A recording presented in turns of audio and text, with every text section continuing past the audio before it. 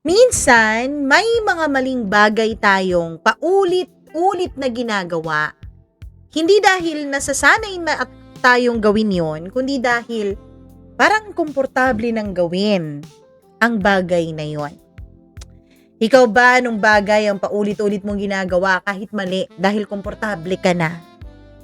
Hi everyone! Welcome back dito sa ating channel. Kasama nyo ang inyong Mama Mia at syempre, nako, grabing kwento ang pagsasaluhan natin for today. Dito natin malalaman na may pagka-unfair din talaga minsan yung mundo. Kawawa yung mga nagmamahal, kawawa yung mga nagiging biktima. Pero naniniwala ba kayong may mga willing victims? Bago tayo dumako dyan, ako, eto na po, Shop in Style. Ayan, nakikita nyo sa inyong mga screen ang itsura ng kanilang Blue App page. Paki-follow naman at syempre, nako, tumingin-tingin din kayo dyan. Araw-araw na nagla-live si Ma'am Rose dyan. Makikita nyo ang mga dekalidad at syempre naman talaga original na mga produkto. Alam nyo, kasi dun talaga siya sa store mismo o sa boutique mismo nagla-live. Kaya makikita nyo talagang legit at tunay naman talaga ang mga products na yan. Kaya umorder na po kayo. Shop in Style, don't forget to follow, ha? At syempre, wag na nating patagalin to. Eto na po, mahaba na ang intro, ang ating tampok na kwento for today's video dito lamang sa Dear Mama Mia.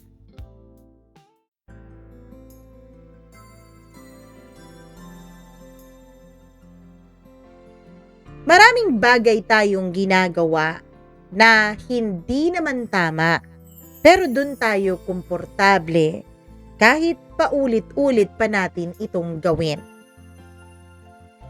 Dear Mama Mia, hindi po ako bayani. Hindi rin naman ako kontrabida sa mga mata ng sarili kong katawan. Pero alam ko sa mga mata ng iba, siguro isa akong kasalanan na may mukha. Ako po si Hannah, 29 years old, at isang single mom ng 7-year-old na batang lalaki na siyang pinakamahalagang tao sa buhay at sa mundo ko. Kung titignan mo kami sa labas, parang normal lang na mag-ina na sinusubukang mabuhay sa gitna ng magulo at madilim na mundo. Pero ang hindi alam ng karamihan na ang buhay ko ay nakasabit sa mga desisyong hindi pwedeng ipagmalaki at sa mga relasyon na hindi kailanman itinuring na tama ng lipunan. May mga bagay sa buhay ko na nagsimula lang sa pangangailangan, sa pagkagutom, at nauwi sa pagkagumon. Mama Mia, ang tatay po ng anak ko, naghiwalay po kaming dalawa bago ko pa man ipanganak ang aking anak. Hindi po kami nagkaintindihan at syempre naghanap din po siya ng ibang kanlungan. Hindi naging magandang breakup naming dalawa. Kaya naman sinabi ko sa sarili ko na hindi na ako papayag pa na makapasok sa isang relasyon na ganun kagulo. Dahil baka hindi ko na kayanin yung sakit, yung komplikasyon, at yung gulo sa isipan ko kapag nangyari pa yun ulit. Kaya naman sabi ko, wala nang relasyon, tikiman na lang, pangangailangan na lang ng katawan. At kapag naibsan yun na yun, hanggang dun na lang. No commitment. Hanggang sa Mama Mia, hindi ko na malayan na yung rules ko pala na yun sa sarili ko, darating pala ang panahon na ako mismo ang babali nito. Nagsimula si John sa buhay ko nung mas bata pa ako. Oo, mas bata ako noon, mas desperada, at mas naniniwala pa sa mga lalaking nagsasabing, aalagaan kita. Hindi naman dahil gusto ko na magkarelasyon kaming dalawa, kundi dahil gusto ko lang yung pakiramdam na may nag-aalaga. Hindi yung commitment na kasabay noon. Mama Mia, matanda sa akin si John ng halos 2 dekada. 45 years old siya noon. Matinong magsalita, profesional, maayos manamit, at may presensya na parang alam niya ang kanyang ginagawa sa buhay. Hindi naman siya gwapo in a traditional sense, pero may klasing lalaking kapag tumingin, parang alam mong marunong mag-alaga o marunong manakot. Hindi kami nag-umpisa sa pagmamahalan. Nagsimula kami sa simpleng usapan. Hanggang sa naging kasama ko na siya gabi-gabi sa kama. Hanggang sa naging bisyo ko na ang presensya niya. Si John ang tipo ng lalaki na hindi kailangang magmayabang. Tahimik siyang nagbibigay. Consistent, hindi pa bago-bago. Oo, Mama Mia. Si John po ay single pa nung mga panahon na nagkakilala kami. Sabi niya sa akin, masyado raw siyang nakafocus sa kanyang goal noon na maging breadwinner ng kaniyang nanay at ng kaniyang 5 mga kapatid. Opo, si John po kasi ay maagang nawalan ng ama. Kaya naman Mama Mia bilang panganay, siya ang umassume sa responsibility ng tatay niya.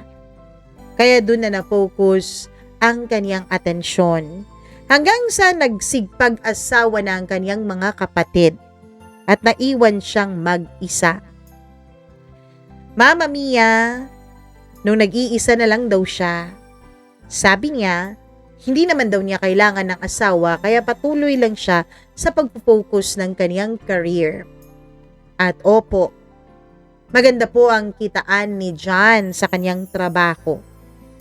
Higit sa higit para mamuhay ng komportable ang isang pamilya. May mga buwan na hindi po ako kailangang humingi kay John. Kusa po siyang dumarating. Kusang nagbibigay kahit hindi naman kailangan dahil kung tutuusin, wala naman talaga kaming relasyon in the sense ng pagiging boyfriend at girlfriend.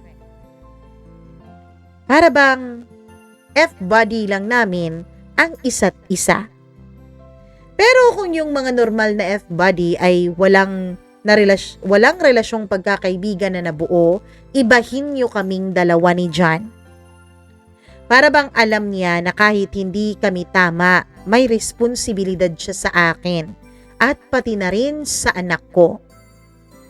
At oo Mama Mia, napamahal ang anak ko sa kanya. Minsan mas excited pa nga ang anak ko kapag dumarating si John kaysa sa tunay niyang ama na lagi namang wala sa larawan. Opo, di ko naman po pinagkakait ang anak ko sa ama niya. Pero ibang usapan po yon. Ibang storya po yon.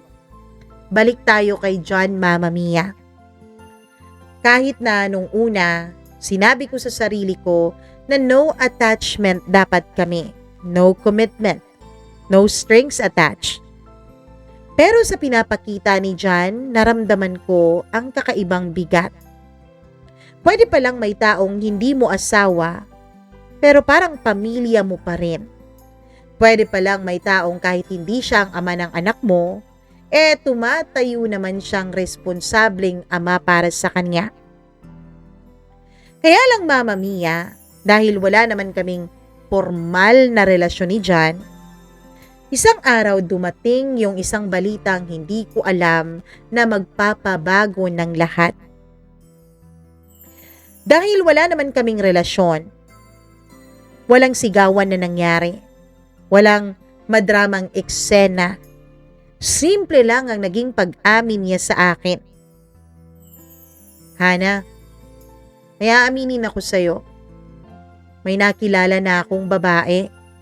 Gusto ko na siyang seryosohin. Sa pagkakasabi niya sa akin noon ay para bang ordinaryong balita lang yun sa kanya. Pero sa loob ko, Mama Mia, may maliit na parte na hindi ko inaasahang gumalaw. Hindi ko naman nalaman na sakit pala yun.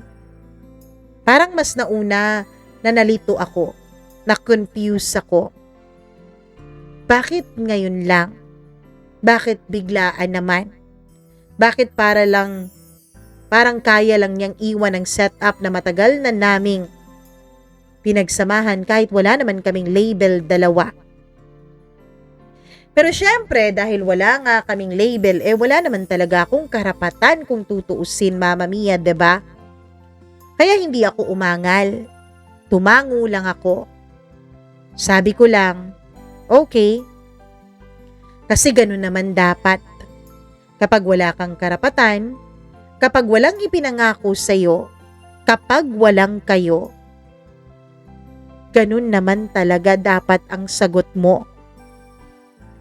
Pag-alis ni John sa buhay ko, hindi naman ako umiyak agad. Ang unang naramdaman ko ay katahimikan. Pero hindi yung katahimikan na may kasamang kapayapaan. Yung klase ng katahimikan na nakakatakot kasi hindi mo alam kung kailan siya magiging ingay ulit. Mama Mia, sa pag-alis ni John, hinahanap-hanap siya sa akin ng anak ko. Wala akong maisagot na matino. Wala akong alam na sagot sa tanong ng anak ko kung nasaan na ang Tito John niya. At bilang isang tao, bilang isang babae, may pangangailangan naman ako. At habang umaalis si John sa buhay ko, habang nawawala siya, may isa pang parte ng buhay ko na hindi rin maayos. Dumating sa buhay ko si Eric, Mama Mia. Kung si John ay masyadong matanda para sa akin, kung iisipin ng iba, si Eric naman ay mas bata, mas mainit, mas mayabang, at mas matalim magsalita. Isa siya sa mga lalaking dumadaan lang sa buhay ko pero may epekto agad. Parang apoy na alam mong nakakapaso pero pinipili mo pa ring hawakan. Gaya ng John, alam naming dalawa ni Eric na hindi kami seryoso. Alam naming pareho na laro lang ito. Alam naming pareho na hanggang kama lang ang ugnayan naming dalawa. Pero may attraction kay Eric na mahirap i-explain. Na para bang gustong kalimutan ng problema sa pamamagitan ng mas mabilis na pagkakamali. And oo, Mama Mia, si Eric ay ang eksaktong kabaliktaran ni John. Kung si John ay stability, si Eric ay chaos. Pero ang problema sa chaos, kahit magulo, nakaka-addict ito. Hanggang isang gabi habang paulit-ulit na ganito ang takbo ng mga bagay, na-realize ko, Mama Mia, hindi katulad ni John. Si Eric ay hindi nakapasok sa puso ko. At hindi rin niya ako kailanman tinignan ng higit pa sa isang mainit na sandali. Mas masakit pa doon, Mama Mia. Nalaman ko kung sino talaga si Eric. Kung ako, one at a time kapag nagkakaroon ng F-buddy, siya naman ay hindi. Siguro dahil mas bata siya, mas marami siyang option, at siguro dahil lalaki siya, mas hindi siya huhusgahan ng mga tao. At dahil wala nga kaming relasyon, lumalabas si Eric maraming beses. Iba't ibang babae sa iba't ibang gabi. Iba't ibang kwento na hindi niya kailanman pinaninindigan.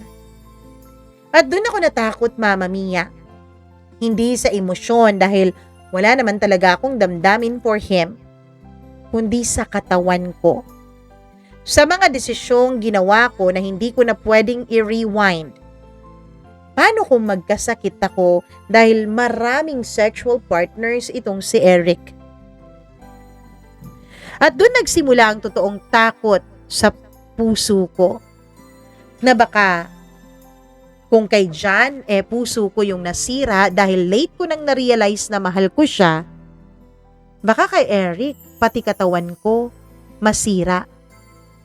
At paano na lang ang anak ko kapag nangyari yun? Mama Mia, tinigilan ko si Eric. Kahit anong kulit niya sa akin. Sabi ko sa kanya, maglalay low muna ako. Magpo-focus muna ako sa anak ko. Hindi ko naman sinabi sa kanya na dahil marami siyang sexual partners dahil alam kong wala naman akong karapatan na questionin yon. At nung medyo tahimik ang buhay ko, akala ko tapos na talaga si Eric at si John sa buhay ko. Akala ko okay lang ako na wala si John. Pero mali pala. Kasi sa totoo lang, Mama Mia, gabi-gabi, naiisip ko pa rin siya. Gabi-gabi, tinatanong ko ang isipan ko. Bakit niya nagawang magseryoso sa babaeng bago pa lang niya nakilala? Bakit hindi niya nagawang ibigay sa akin ang kaseryosuhan na yon? Na matagal naman na niya akong kasama. Bakit ganon? Pero syempre wala na akong magawa sa mga tanong na yon. Hanggang isang gabi nakita ko siya ulit. Masaya. May kasama siyang babae. Siguro yun yung babae na sinasabi niya. Yun yung babae na seseryosohin niya. At sa unang pagkakataon, Mama Mia, hindi ako galit. Naiinggit ako. Hindi lang dahil sa mahal ko siya, kundi dahil din sa simpleng katotohanan. Si Eric may pinili, habang ako wala. At doon nagsimula ang pagbabago sa loob ko. Hindi naman ako biglang naging mabait. Hindi naman ako biglang naging maayos. Parang mas naging totoo lang ako sa sarili kong gusto. Mama Mia, gusto ko ulit si John sa buhay ko. Hindi bilang kasintahan, hindi bilang asawa, kundi bilang dati naming mundo. Yung mundo na kontrolado ko kahit papaano. Kaya ang ginawa ko ay ang isang bagay na hindi ko inaasahan na magagawa ko pala. Tinext ko si John, isang simpleng hi, na sinundan ng mas malalim na pagbubukas ng pinto sa isang pangyayari na akala ko ay sarado na. At sa isang iglap lang, bumalik siya, Mama Mia, na para bang walang nangyari, na parang walang iniwang buhay, na parang ako pa rin yung dati niyang takbuhan sa tuwing meron siyang pangangailangan. At doon ko na-realize na ang pinakadelikadong bagay sa lahat, minsan ang mga taong bumabalik, hindi dahil may pagmamahal ka pa rin sa kanila o may pagmamahal sila sa iyo, kundi dahil alam nilang may bahagi ka pa rin na hindi sila matanggihan. At oo, Mama Mia, nakakahiyaman pong aminin pero bilang isang babae, ako po yung nag-aya kay John. Ako po yung nag-aya sa kanya na ibalik namin sa dati ang lahat. Napayag naman ako na maging side chick na walang commitment. Hindi ko inasahan na papayag si John. Hindi ko inaasahan na babalik siya. At mas lalong hindi ko inaasahan na ganun lang kadali. Isang hi lang, tapos isang mahabang katahimikan sa pagitan namin.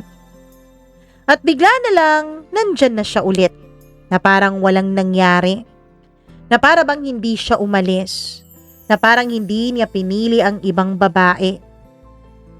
Nung una, akala ko po panalo ako. Kasi syempre, 'di ba? Akala ko ba mahal niya yung babaeng yun? Bakit? papayag pa rin siya na merong ako. Yung klase ng panalo na hindi mo kailangang ipagmalaki pero nararamdaman mo sa loob, no?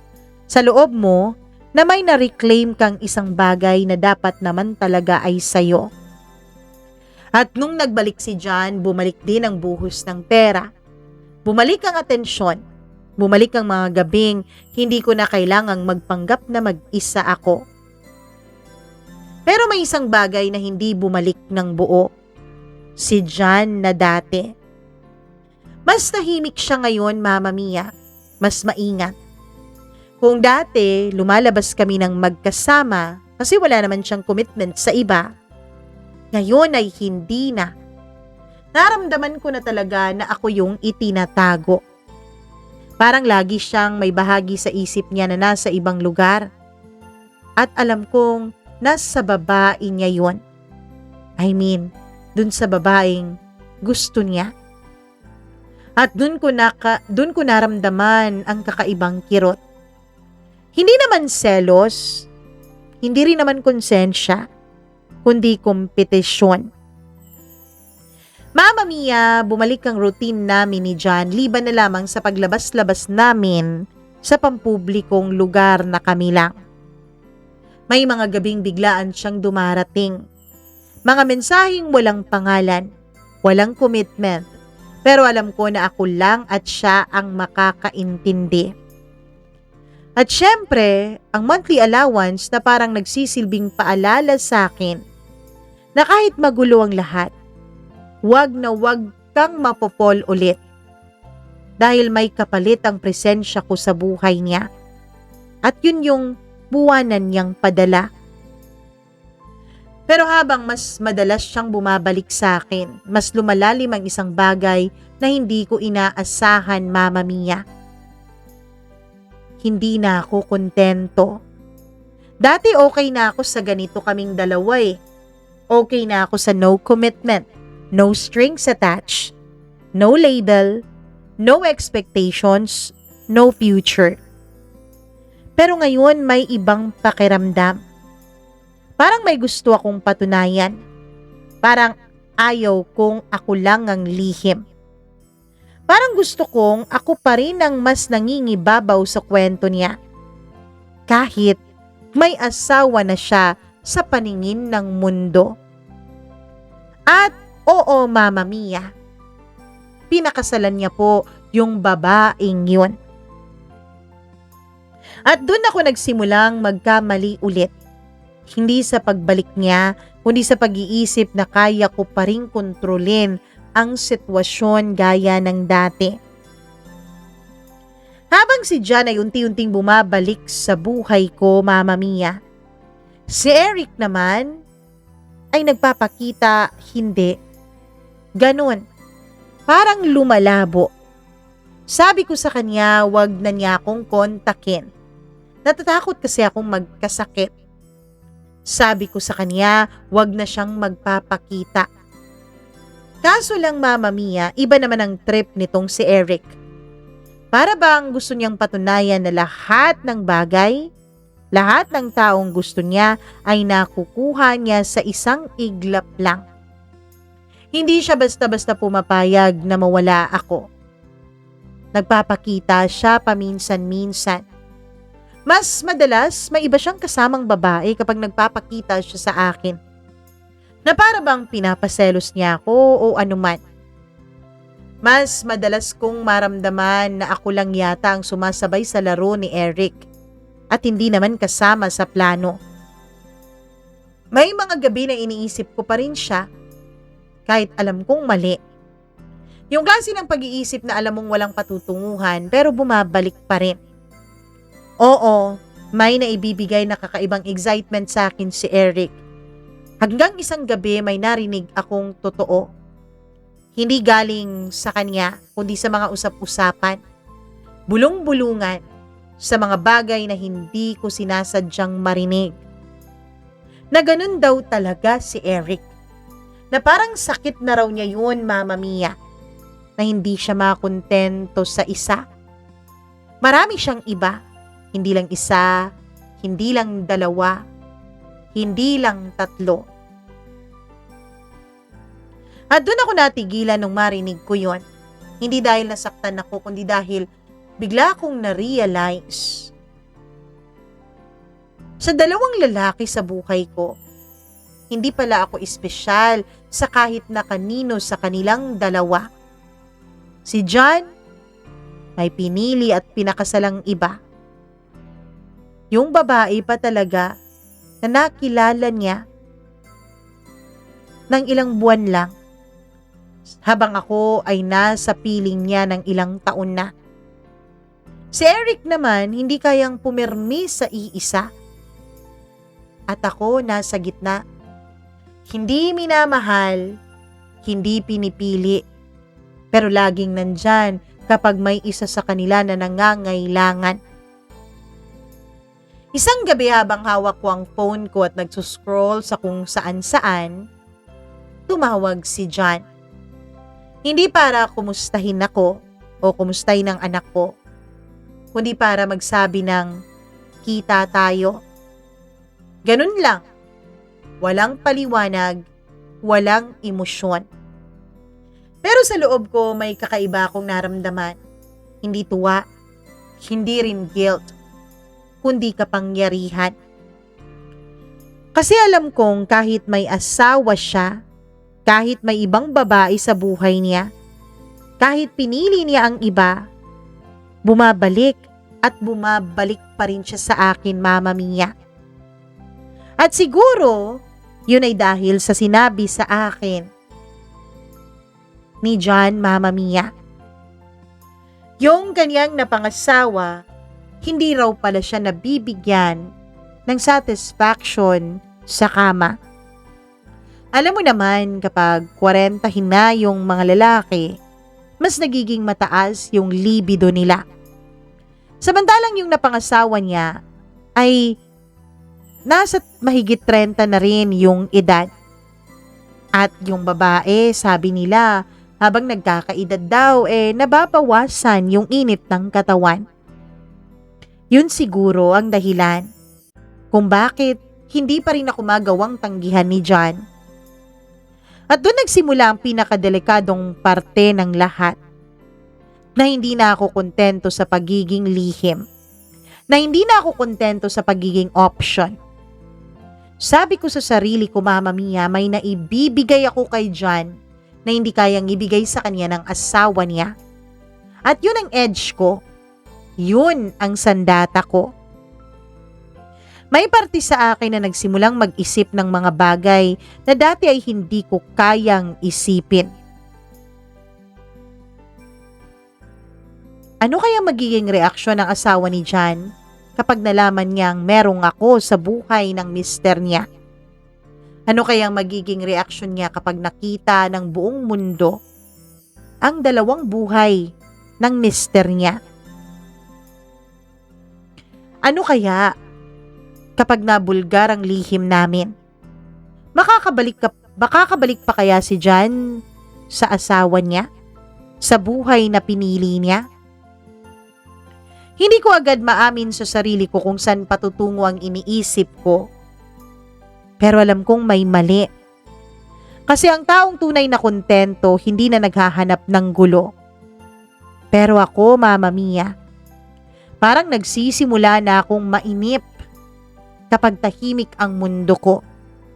Parang nagsisimula na akong magtanong kung anong mangyayari kapag pinili kong sirain ang ilusyon ni John na kaya niyang mamuhay sa dalawang mundong magkaiba. May mga relasyon, Mama Mia, na hindi mo kailangang ipaliwanag sa ibang tao. Kasi kahit ikaw mismo, hindi mo kayang ipaliwanag kung bakit nandyan ka pa eh. At ganun nga si John sa buhay ko. Hindi naman siya regular na presensya dahil meron na nga siyang asawa. Pero lagi siyang may puwang. Parang sira-sirang pinto na kahit ilang ulit mong isara, kusa pa rin itong bumubukas kapag hinila mo ng konti. Sa labas mukhang maayos ang buhay ni John.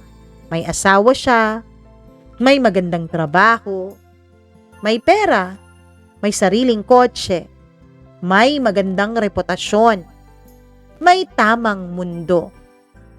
Pero sa akin, iba. Mga tahimik na gabi, mga mabilisang usapan, mga sandaling hindi dapat nangyayari dahil mali pero nangyayari pa rin. At sa gitna ng lahat ng yun, Mama Mia, may isa akong napansin kay John. Hindi na siya tulad ng dati. Hindi na siya ganun kakalmado. May mga pagkakataon na parang may iniisip siyang mabigat habang kasama niya ako. May mga parte ng buhay niya na hindi na niya kayang hatiin ng pantay. At kahit ayokong aminin, naramdaman ko, Mama Mia, na hindi ako papayag na magiging simpleng side chick niya lang. At naramdaman ko rin na hindi na ako simpleng side chick na lang sa buhay ni John. Nagiging problema na niya ako. Hindi tulad ng dati na parang ako ang nagiging pahinga niya sa napakagulo niyang mundo, napaka-hectic na schedule, at napaka-demanding na trabaho. Ngayon ay parang isa na ako sa mga nagde-demand ng oras sa kanya. Isa na ako sa mga nagpapahirap sa buhay niya. Mama Mia, hindi ko naman kilala yung asawa ni John. Pero ramdam ko siya. Sa tuwing tapos na ang mga maiinit na sandali naming dalawa ni John, nararamdaman ko ang presensya niya kahit wala siya. Hindi dahil may sinasabi si John o may kinukwento siya sa akin tungkol sa asawa niya, kundi dahil sa mga pagbabago sa kanya. Mas maingat si John sa oras. Mas kontrolado ang bawat galaw niya. May mga gabing katatapos lang namin, bigla na lang siyang mawawala. Minsan nga, kahit nasa kalagitnaan pa kami ng pagpapainit, kapag tumunog ang cellphone niya, bigla niyang ititigil ang lahat at aalis na. At pagkatapos nun, babalik siya na parang may iniiwasan. Parang may pinatay na sandali sa pagitan namin. Minsan naiisip ko, ano kaya ang pakiramdam ng babae na pinili niya? Alam kaya niya na may ganitong katauhan si John? O bulag din siya sa katotohanan na unti-unting kinakain ang relasyon nila? Pero ang mas nakakagulat sa akin, Mama Mia, hindi na ako kasing walang pakialam tulad ng dati. May mga gabi na naiisip ko rin siya. Minsan, naiisip ko siya bilang karibal ko kay John. Pero kadalasan, naiisip ko siya bilang isang taong may karapatan sa lalaking pilit kong inaangkin. Isang taong akala niya sa kanya lang ang mahal niya, sa kanya lang ang asawa niya. Ang hindi niya alam, bago ito umuuwi sa kanya, dumadaan muna ito sa kanlungan ko. Minsan, Mama Mia, sinusundot-sundot ako ng konsensya ko. Nararamdaman ko na may parte pa rin pala sa akin na nakakaintindi sa tama at mali. Pero ewan ko, habang naiisip ko na hindi talaga ako pipiliin ni John hanggang huli, nasasaktan ako at nagagalit ako at nakakapag-isip ako ng mga planong hindi dapat pumapasok sa isipan ko. Habang si John ay unti-unting nagiging komplikado, si Eric naman ay lalong lumalabo. Hindi na siya yung consistent na presensya, parang alaala na lang siya. Pero isang alaala na hindi madaling alisin. Minsan kasi bigla na lang siyang magpaparamdam.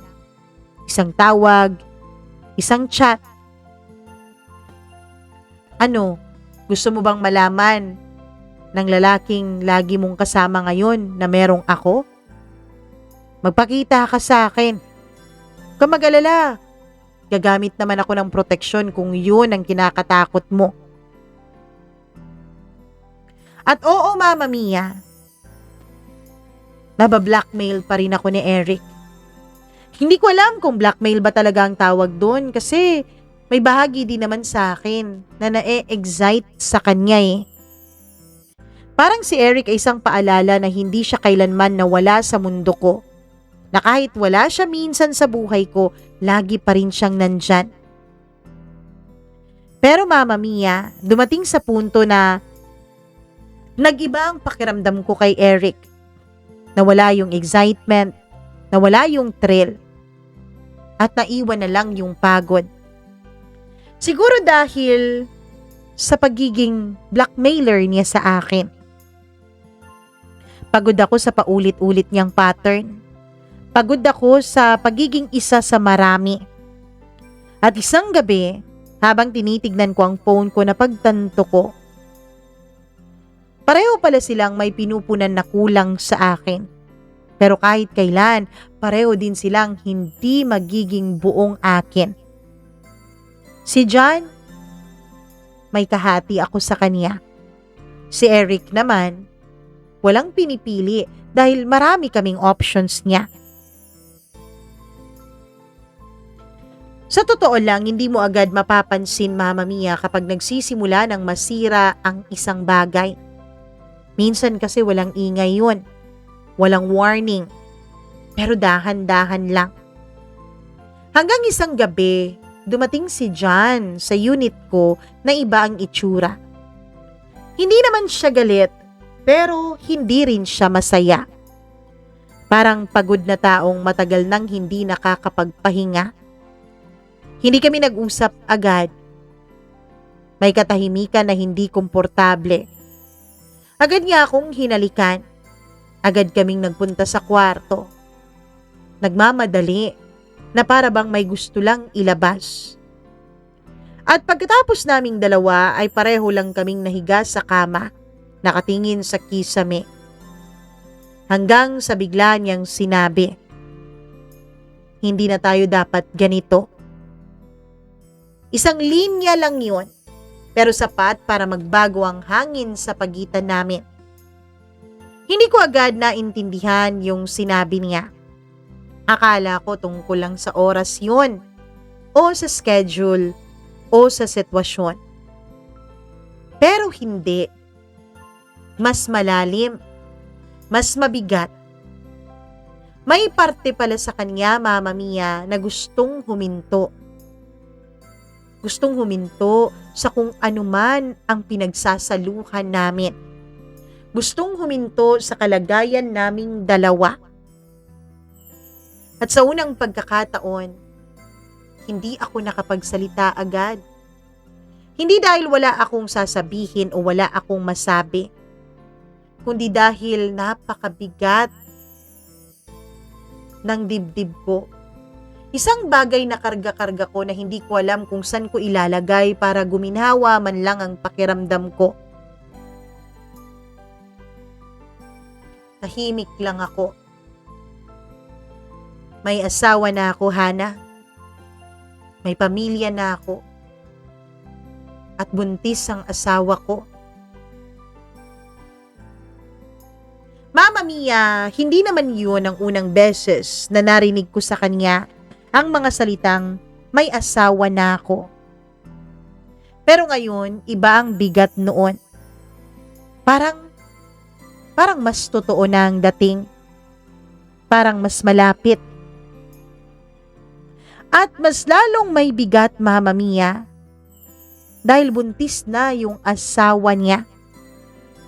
Ako sa ilang taon naming pagiging magpubu, hindi niya ako nabuntis. Siguro, hindi rin niya talaga ako gustong buntisin. Mama Mia, wala naman akong narinig na galit sa boses niya habang sinasabi niya sa akin ang mga bagay na yon. Wala rin naman akong narinig na paninisi niya sa akin. Na para bang sinasabi lang niya ang isang bagay na matagal na niyang kinikimkim. At sa sandaling yun, hindi ko alam kung anong dapat kong maramdaman eh. Sakit ba? Galit ba? o pagkawala ba ng sarili ko? Kasi sa totoo lang, Mama Mia, hindi ko alam kung papaano tanggapin yung sinabi niya. Hindi pa nga ako nakapagplano ng husto kung paano siya makabalik for good sa buhay ko. Eto na naman, may iba na naman palang problema. Pero saan ba talaga ako lulugar? Hindi naman ako yung asawa. Lalong hindi din naman ako girlfriend. Hindi rin ako wala lang. Pero bigla akong naramdaman na pwedeng mawala ang isang bagay na hindi mo kailanman pag-aari ng buo. At napakasakit noon. May mga sandali sa buhay na hindi mo agad mapapansin na pagbabago na palang nangyayari. Parang hangin. Tahimik lang pero unti-unting binabago ang direksyon ng lahat. Ganun ang mga sumunod na araw na kasama ko si John. Hindi na siya madalas dumarating. Hindi na rin ganun karamdom ang mga mensahe niya. Kung dati parang natural lang na nandyan siya, ngayon parang kailangan ko pang hulaan kung kailan siya magiging totoo sa oras niya. At ang pinakamasakit, hindi na ako yung pahinga niya. Ramdam ko na. Kapag kasama ko siya, parang may parte ng isip niya na laging may iniingatan. Kahit magkahugpong ang aming mga katawan, alam kong hindi buo ang isip niyang nandoon. Hindi na rin siya buo sa sarili niyang mundo. Parang unti-unti siyang nahahati sa dalawang buhay na parehong humihila sa kanya pababa. At sa unang pagkakataon na isip ko, baka hindi pala ako ang komplikasyon. Baka ako lang ang sumasalo ng lahat ng komplikasyon sa buhay niya. Yung asawa niya, Mama Mia, kailanman ay hindi ko nakausap. Hindi ko nga nakilala. Pero sa bawat pagbabago kay John, mas lalo ko siyang nararamdaman.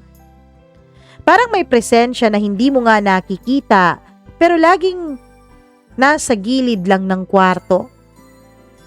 Isang gabi, dumating si John na tahimik. Kala ko hindi na niya ako pupuntahan, Mama Mia eh. Akala ko tuluyan na niya akong aabandonahin at iiwanan. Pero hindi tulad ng dati, na dire-diretso siyang hahalikan ako. Na dire-diretso siyang hihilahin ako papunta ng kwarto. Tahimik lang siya. Hindi din naman siya umupo agad. Hindi rin siya nagsalita. Parang may iniisip siyang desisyon na matagal na niyang iniiwasang gawin. Hanggang sa sinabi niya, "Hindi ko na kaya ang ganito, Hana." Hindi niya ako tiningnan habang sinasabi niya ang mga salitang yon. Doon ko naramdaman ang bigat ng katotohanan. Hindi na ito tungkol sa akin lang o sa aming dalawa lang. Hindi na ito tungkol sa malaking sikreto. Tungkol na ito sa buhay na matagal niyang pinipilit na wag sirain. Pero hindi niya maiwasang puntahan ako. Hindi niya maiwasang galawin ako. At ako, isang bahagi ng buhay na yun na tila matagal na niyang kinukonsinti dahil nasisiyahan siya sa iilang sandali. Mama Mia, dahil sa nangyayari sa amin ni John, may bahagi ng puso ko, ng katawan ko na naghahanap ng validation sa iba. At dun ko naman chinachat si Eric. Hindi dahil binablackmail niya ako gaya ng dati, kundi dahil gusto kong maramdaman na may isang taong nangangailangan sa akin. May isang taong napapasaya ko. May isang taong nabibigyan ko ng kasiyahan ang mundo. Pero kung kailan naman ako ang kumukontak kay Eric, tila mas lalo lang siyang nagiging hangin. Nawawala, tapos bigla na lang nagpaparamdam. No explanation, no closure, no validation. Ganun lang. Nung una, sanay ako na ganun siya. Sanay ako sa pagkawala niya na parang routine na lang. Pero sa pagkakataong to, iba, Mama Mia. Nasasaktan ako dahil parang parehong mawawala sa akin ang dalawang lalaking nagpaparamdam na may halaga pa ako. Nagpaparamdam na may nangangailangan pa sa akin at may napapasaya pa ako. Habang si John ay papalayo, naramdaman ko naman na totoo nang unti-unting nawawala si Eric sa buhay ko. At ako bigla akong naiwan sa gitna ng dalawang taong dati, akala ko ay kontrolado ko. Ngayon, ni isa sa kanila, wala. At sa katahimikan na yun, may gumapang na tanong sa isip ko. Kung wala silang dalawa, ano pa ba ako sa ganitong buhay? Mama Mia, hindi ko naman pinipigilan si John na umalis sa buhay ko. Kahit naman gustuhin ko, alam kong kapag pinigilan ko siya ay lalo lang siyang mawawala. Kaya tumatahimik lang ako. Pero dumadating din naman siya. Dumarating pa rin naman siya. Isang gabi, huli ang dating ni John, ng gaya ng karamihan. At sa bawat gabi na pinupuntahan pa rin niya ako, ay mas nagiging tahimik siya kaysa sa dati. Mas nagiging malamig. Hindi na niya ako hinahanap agad. Hindi na niya ako hinahalikan agad o dinadala agad sa kama. Umuupo lang siya, na para bang may gustong sabihin pero hindi alam kung paano at kung saan magsisimula. Hanggang sa bigla na niyang sinabi sa akin, hindi na kita pwedeng isama sa future ko, Hana. Hindi na niya kailangang ipaliwanag sa akin kung anong future ba ang ibig niyang sabihin. Kasi alam ko na eh. Lahat ng meron kami, lahat ng meron siya sa akin, lahat ng buhay na itinayo namin sa pagitan ng mali at nakasanayan, lahat yun tapos na. Hindi naman biglaan. Alam kong hindi biglaan yun. Hindi dramatic yun. Kundi parang yung dahan-dahan na pinatay ang ilaw. At sa unang pagkakataon, Mama Mia, hindi talaga ako nagsalita. Hindi dahil wala akong laban, kahit yun naman ang totoo. Kundi dahil na-realize ko, Mama Mia, kahit may laban ka pa, kung wala kang karapatang ipaglaban ang laban na yun, ano pa nga ba ang magagawa mo? Sa gabing yun, walang nangyari sa aming dalawa. Yun lang ang sinabi niya sa akin. Hugmupo lang siya at isang napakahabang katahimikan ang namagitan at namayani sa aming dalawa. Tahimik lang. Hindi ko alam kung ilang minuto o ilang oras na ganon. Na para bang hinihintay niya akong kumontra dun sa sinabi niya. Na para bang hinihintay niya ako na magsabi sa kanya na wag mo akong iwan. Na para bang hinihintay niya na makipaglaban ako sa isang lugar na alam kong hindi akin. Pero hindi ko ginawa yon. Hanggang sa siguro natapos na ang timer niya sa kanyang sarili na maghihintay.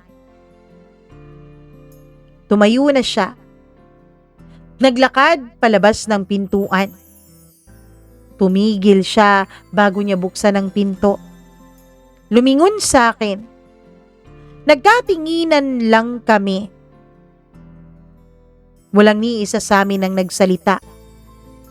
Pagkatapos nun ay pinihit na niya ang doorknob at lumabas na.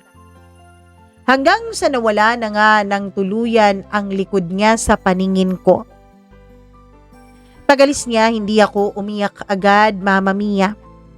Nakaupo lang ako. Tahimik. Na para bang hinihintay na may bumalik pa. Pero walang bumalik.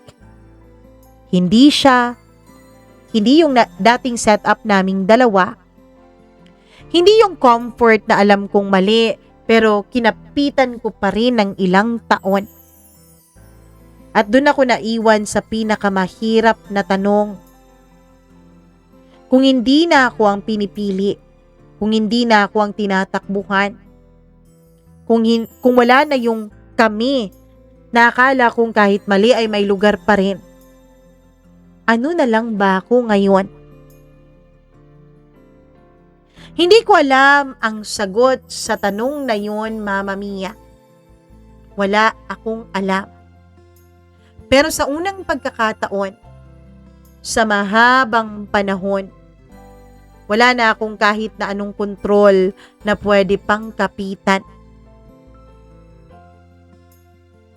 May ibang klase ng katahimikan pagkatapos ng lahat ng sigawan, lahat ng mga malalaki at mabibigat na desisyon at pagkawala. Hindi siya peaceful. Hindi rin siya malinaw. Para siyang hangin na biglang naubos. Pero ramdam mo pa rin yung pressure na iniwan niya sa buhay mo. Ganon ang naging buhay ko, Mama Mia, pagkatapos ni John. Walang update, walang paliwanag, walang balikan natin. Parang may pinto na sinarado, pero hindi sigurado kung nakalak ba yun o basta lang isinara. At ang mas masakit doon, wala ng taong sisira ng katahimikan, pero wala na ring magbibigay ng buhay dito. At ang mas nakakatakot pa, Mama Mia, dahil ang pintuan na isinirado na yun, hindi ka rin magkakaroon ng lakas ng loob para buksan yun o para tignan kung nakalak ba yun o hindi. Akala ko ang pinakamasakit ay ang pagkawala ni John. Mali pala. Mas masakit pala yung sanay ka pa rin sa presensya niya. May mga gabi na hinahanap-hanap ko pa rin ang tunog ng notification sa cellphone ko. Yung tipong alam mong siya na yun. Magpapaliwanag na hindi siya makakarating o magpapaluto dahil gutom siya at kakain muna bago kayo mag-anuhan. Tapos yung biglaang may darating kahit hindi mo naman hinihingi. Yung biglaang dumarating din siya sa buhay mo. Sa gabi na kahit natutulog ka na, biglang may yayakap sa'yo dahil dumating pala siya. Pero wala na. Wala nang ganon kay John. Si Eric, wala na rin kahit na anong bakas. Parang pareho silang nagdesisyon na mawala na lang sa buhay ko sa magkaibang paraan. Yung pagkawala ni John, maingat, mabigat, at alam kong may dahilan. Kasi nga magkakaanak na silang dalawa ng asawa niya. Samantalang yung kay Eric naman, biglaan. Walang paliwanag, wala man lang respeto sa tanong na bakit. At ako, Mama Mia, hindi ko alam kung paano tatayo ulit. Hindi ko alam kung paano hahanapin ulit ang halaga ko, gayong yung dalawang lalaking nagpaparamdam sa akin noon ay sabay na nawala sa buhay ko. Isang araw, nakita ako ng anak ko na tahimik lang sa kwarto. Hindi niya alam ang buong kwento. Hindi niya kailangang malaman kasi napakabata pa niya para sa mga mabibigat na storya na yon. Pero tumabi sa akin ang anak ko at nagsabi sa akin na, "Mama, okay ka lang ba?" Simpleng tanong mula sa isang paslit. Pero doon ako biglang bumagsak sa loob ko. Kasi sa lahat ng relasyon ko, kung relasyon mang matatawag ang mga yon, sa lahat ng maling pagkakapit ko, sa lahat ng kaguluhan na dinala nito sa buhay ko, may isang taong hindi kailanman naging komplikado sa akin. Siya yun, yung anak ko. At doon ko unang nakita ng malinaw, Mama Mia. Hindi ako nawala dahil sa lalaki. Nawala ako dahil matagal ko nang iniwan ang sarili ko para sa mga bagay na hindi ko dapat kinapitan. Kaya naman, Mama Mia, nagdesisyon na kong tumayo kahit mahirap. Nagdesisyon na kong kayanin ang lahat para sa anak ko. Lumipas ang ilang mga araw. Hindi ko na nakita pa si John. Pero minsan naiisip ko pa rin siya.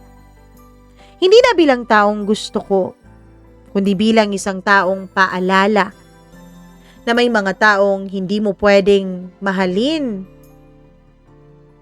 dahil hindi tama. May mga taong hindi mo pwedeng angkinin dahil nakatadhana sa iba at may nagmamay-ari na. Na meron namang mga relasyon na komportable, pero kahit gaano pa kakomportable ang relasyon na yon, kahit gaano pa kakasaya sa mga sandaling yon, hindi yun magiging dahilan para magiging tama at totoo ang relasyon na yon. Na kahit gaano pa ang pilit mong paniwalain ang sarili mo na masaya ka, ang kasiyahan mo ay hindi magiging sapat para maging tama ang isang relasyong mali sa umpisa pa lang. Na kahit gaano mo gustong paniwalaan na kaya mong kontrolin ang isang sitwasyon, may hangganan ng lahat. May oras na hindi ka na pipiliin ulit. May mga desisyon na kapag ginawa na, hindi na pwedeng ibalik sa dati. Si Eric, Mama Mia, mas lalo ko siyang naiintindihan ngayon sa katahimikan niya. Hindi naman siya nagsinungaling sa akin. Hindi rin naman siya nangako ng kahit na ano. Ako lang talagang nagbigay ng kahulugan sa bagay na wala naman talagang lalim sa umpisa pa lang. Masakit isipin, Mama Mia, na minsan, hindi ka niloko ng tao.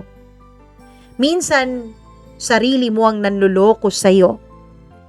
Minsan nasasaktan ka, hindi dahil nagsinungaling sa'yo ang isang tao, kundi ikaw ang nagsisinungaling sa sarili mo. Ngayon, kapag tinatanong ko ang sarili ko kung sino ako, hindi na ako yung babaeng umiikot sa dalawang lalaking parehong hindi buo ang mundo. Hindi na ako yung umaasa sa padala, sa mensahe, sa pagbisita. Hindi na ako yung nasa gitna ng sikreto at kaguluhan. Ako si Hana, isang ina, isang babae na natutong masakit ang maging parte ng bagay na hindi kailanman sa kanya.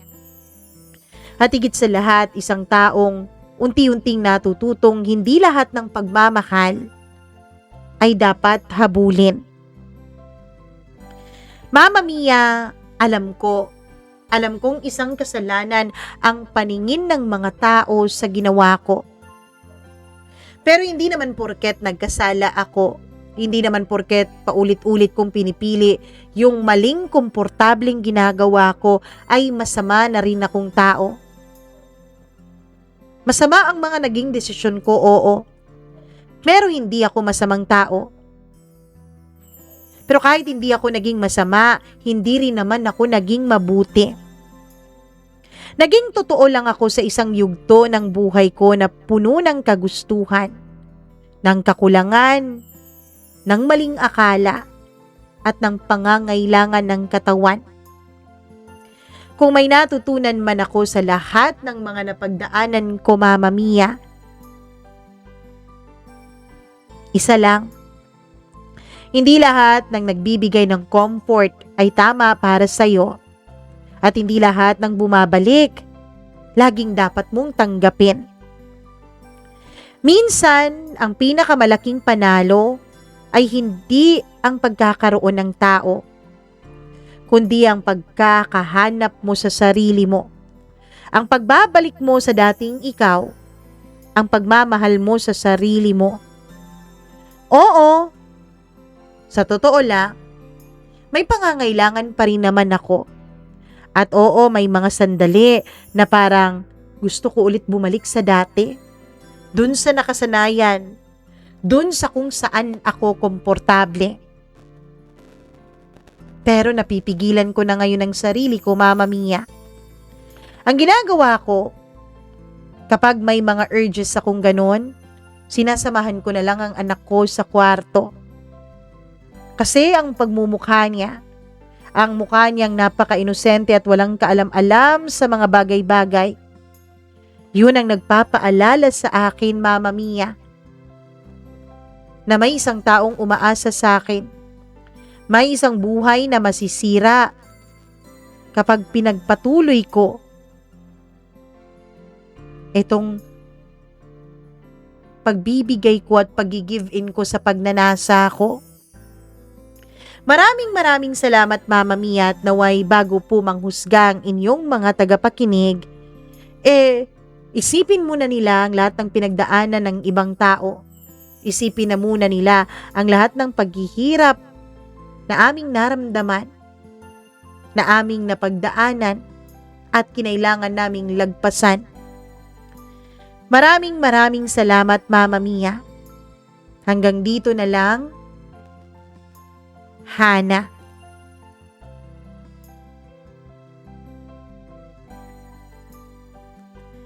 Grabe ang naging kwento ni Hana, no? 1 + 1 = 0. Parang naging ganon. Pero wala naman talagang, wala naman talagang relasyon sa umpisa pa lang. Wala naman talagang commitment sa umpisa pa lang.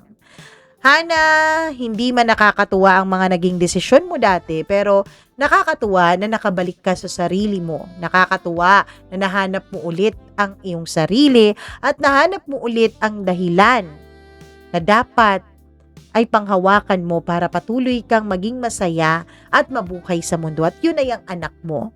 Thank you so much sa pagpapadala mo ng iyong kwento dito sa ating programa. Naway may natutunan talaga itong ating mga tagapakinig ngayon. Meron ba? Nako, sandali lang tignan ko muna kung may video pa ba. Meron pa pala. Nako, maraming salamat sa inyong lahat na nakikinig at nanonood ngayon. Please do like and share this video. Share nyo na, i-like nyo na. At syempre, huwag nyo rin kalimutan na i-check kung subscriber na ba kayo. Kung hindi pa po kayo nakapag-subscribe, please mag-subscribe naman kayo. Ano pa bang inaantay nyo, ha? At bukod sa ating mga subscriber, magha-hi at hello ako sa ating pong mga suking mga members dito sa ating program. Maraming salamat po sa inyong pananatili at syempre sa inyong pagpapamember kay Freaky0407. Thank you. 10 months na po siyang member natin. Maraming salamat. Mila Raduban, 10 months na rin, at si Gail Easy 10 months na rin. Si Maureen Tugab 9 months, samantalang si Maria Elena Abe ay 8 months naman. 6 months na nating member si Diane Martinez at si Smack Dax, at si Benson Boyser ay 5 months na. Samantalang si Gimaras Girl, parang dapat si Gimaras Girl ay 10 months na rin pero parang naputol, pero nag-rejoin siya at 4 months na siyang naka-rejoin sa atin. Si Colleen Bueno naman ay 3 months kasama si Rico Sedanco, habang si Rosa Revalo at si Miriam Gutierrez at si Marlia Giana Shane ay 2 months na. Magwa 1 month naman si Christina Aure at magto 20 days naman si Abdullah Wahab. At syempre ang pinakabago na nagbabalik ay si Jasmine magbanwa. Maraming salamat po sa inyong pananatiling miyembro dito sa ating programa. Kung gusto nyong magpa-member sa mga hindi pa po members dyan, siguraduhin muna na nakasubscribe kayo at kapag nakasubscribe na kayo, yung button na dapat ay subscribe, join na ang nakalagay. So, click nyo yan at syempre si Whitey na po ang magtuturo sa inyo o mag-guide sa inyo kung paano ba kayo magpa-member dito sa ating programa. At hindi naman din pilitan ito, nasa sa inyo lang din. Hay ako kay Grace Otaniez, kay Rose Santiago, Simple Girl, Nora Barido, Hamandre, Rachel Hundangan, maraming salamat, Adrian Reyes, at sa lahat ng nakikinig sa atin. Thank you so much. Medyo may gagawin pa po ang inyong Mama Mia, pero maraming salamat sa pananatili ninyo at syempre sa pag-abot ng puntong ito sa ating programa. Thank you very much. Mag-ingat po kayo palagi. Mwah! I love you all. Share nyo na rin kung may sarili kayong kwento. Ayan po ang ating email address. Bye!